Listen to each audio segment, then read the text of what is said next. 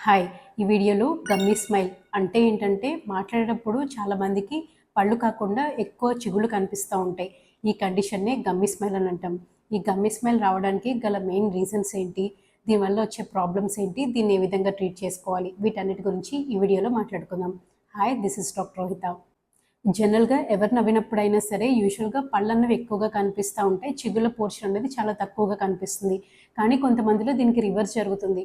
అంటే ఏంటంటే పళ్ళు బాగా తక్కువగా కనిపిస్తే చిగుళ్ళు ఎక్కువగా కనిపిస్తా ఉంటుంది. దీన్నే గమ్మీ స్మైల్ అని అంటాం. ఇలా గమ్మీ స్మైల్ రావడానికి డిఫరెంట్ రీజన్స్ ఉంటాయి. ఫస్ట్ రీజన్ ఏంటి అంటే పన్ను సైజ్ బాగా చిన్నగా ఉండడం వల్ల. కొంతమందికి ఏంటంటే పళ్ళ సైజ్ ఉండాల్సిన దానికంటే చాలా చిన్నగా అనిపిస్తూ ఉంటాయి. సో ఇలా పళ్ళ సైజ్ చిన్నగా ఉన్నప్పుడు వాళ్ళు నవ్వినప్పుడు చిగుళ్ళు ఎక్కువగా కనిపిస్తూ ఉంటాయి. సో ఇలాంటి వారికి గమ్మీ స్మైల్ లాంటిది ఉంటుంది. సెకండ్ రీజన్ ఏంటంటే మ్యాక్సిలరీ ఎక్సెస్. యూజువల్గా మనం ఫేస్ ప్రపోర్షన్స్ చూసుకున్నప్పుడు కొంతమందికి మ్యాక్సిలరీ ఈ పార్ట్ అనేది ఎక్సెస్ ఉంటుంది. సో దీనివల్ల కూడా వాళ్ళు నవ్వినప్పుడు చిగుళ్ళు కనిపిస్తూ ఉంటాయి. థర్డ్ రీజన్ ఏంటంటే షార్ట్ అప్పర్ లిప్.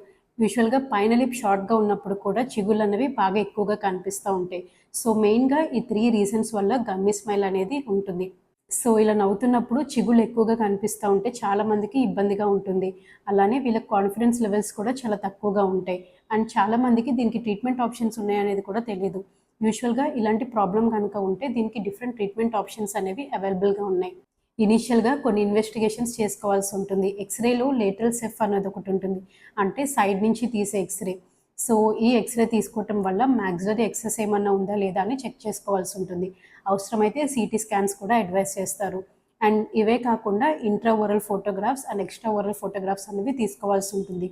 ప్రొఫైల్ వ్యూలో కూడా ఫోటోగ్రాఫ్స్ అన్ని చెక్ చేసుకోవాల్సి ఉంటుంది. సో ఇలాంటి బేసిక్ ఇన్వెస్టిగేషన్స్ చేసుకున్నాక మీకు ట్రీట్మెంట్ ప్లాన్ అనేది డిసైడ్ చేస్తారు. ఒకవేళ మీకు పన్ను సైజ్ చిన్నగా ఉండి మీకు గమ్మీ స్మైల్ ప్రాబ్లం కనుక ఉంటే యూజువల్‌గా క్రౌన్ లెంతనింగ్ ప్రొసీజర్స్ చేసుకుంటే సరిపోతుంది. క్రౌన్ లెంతనింగ్ ప్రొసీజర్ అంటే ఏంటంటే పంటికి చుట్టూతా ఉన్న గమ్స్‌ని ఒక 2 ఎంఎం పాటు రీషేపింగ్ చేసుకుంటాం.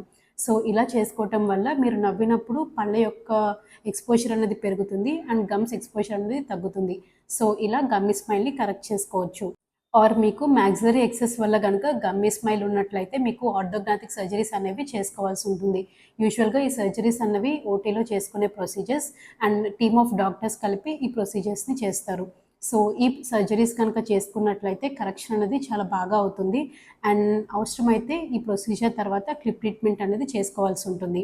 ఒకవేళ అప్పర్ లిప్ గనక షార్ట్‌గా ఉండటం వల్ల గమ్మీ స్మైల్ ప్రాబ్లమ్ గనక ఉంటే దీనికి 2 ఆప్షన్స్ ఉంటాయి. ఒకటి టెంపరరీ, ఇంకోటి పర్మనెంట్. టెంపరరీ ఏంటంటే ఇప్పుడు చాలామంది సెలబ్రిటీస్ చేయించుకుంటున్నారు కదా బోటాక్స్ ఫిల్లర్స్. సో ఇలా బోటాక్స్ ఫిల్లర్స్ అనేది చేసుకోవటం వల్ల లిప్ యొక్క విడ్త్ అనేది బాగా పెరుగుతుంది. సో ఈ గమ్మీ స్మైల్ ప్రాబ్లమ్ అనేది టెంపరరీగా తగ్గించుకోవచ్చు. అలా కాకుండా పర్మనెంట్ సొల్యూషన్ గనుక కావాలి అనుకుంటే సర్జికల్ ఆప్షన్స్‌ని చూస్ చేసుకోవాల్సి ఉంటుంది. సో మీరు ఇలాంటి గమ్మీ స్మైల్ ప్రాబ్లమ్‌ని గనక ఫేస్ చేస్తున్నట్లయితే ఎటువంటి డౌట్ లేకుండా మీ నియర్ బై డెంటిస్ట్‌ని సంప్రదించి కావాల్సిన ట్రీట్మెంట్ అనేది చేపించుకోండి. ఈ వీడియో గనుక మీకు ఇన్ఫర్మేటివ్‌గా అనిపిస్తే లైక్ చేయండి, షేర్ చేయండి, సబ్స్క్రైబ్ చేయండి. This is doctor Rohitha. Thank you.